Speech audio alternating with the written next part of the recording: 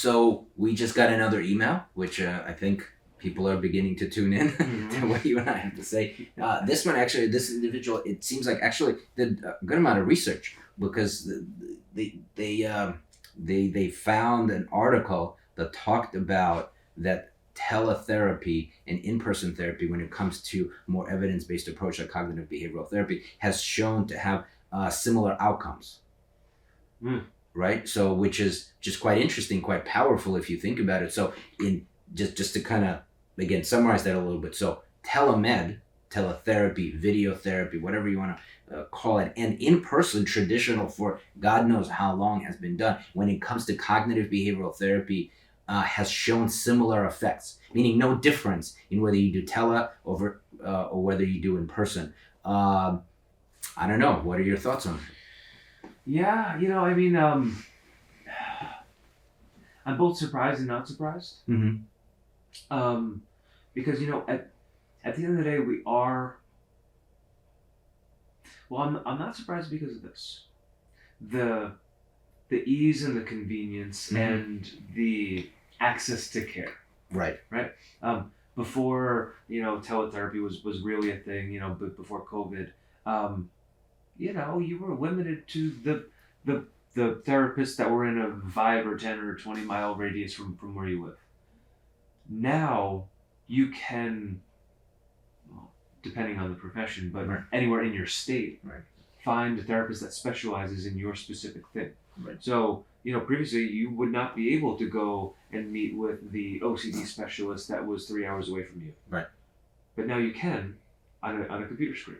So I'm not surprised because the access to care just kind of like blew wide open, which is great.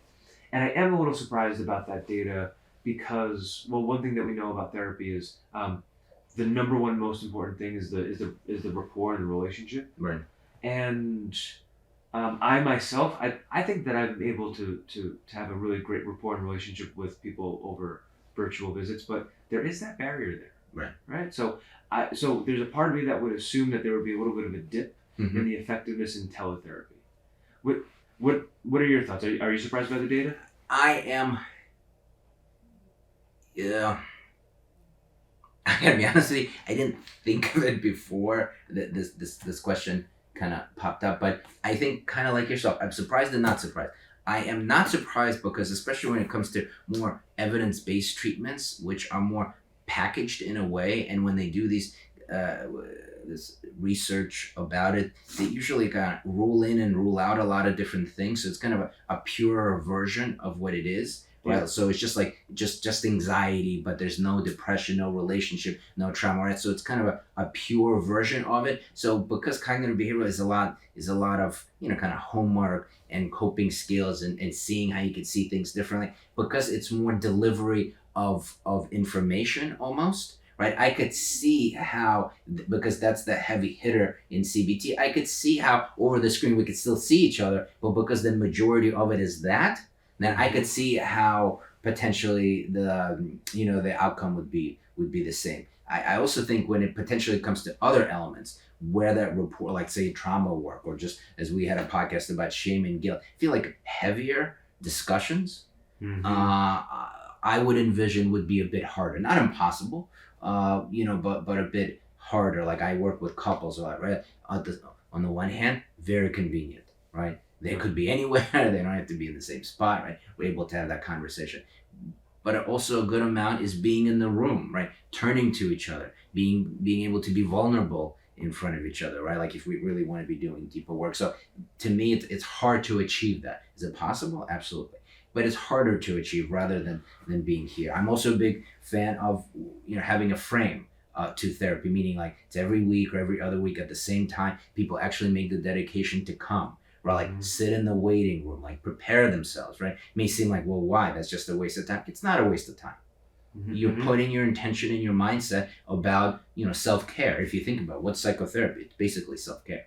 Yeah. So you're really making the dedication. I know it's difficult in today's world. Everyone's busy. I get it. And also at the same time, you are putting yourself first because it'll take you a little bit of time to get here. Sit in the waiting room, being seen, potentially give some thought after you leave, right? So it creates a little bit longer, almost like extends therapy, bleeds it out out of the therapy session. Well, if you're doing it on the screen, as I know a lot of people do, they have work meeting, therapy, work meeting. Right? So it's the preparation really isn't there, which could take away from rapport or improvement.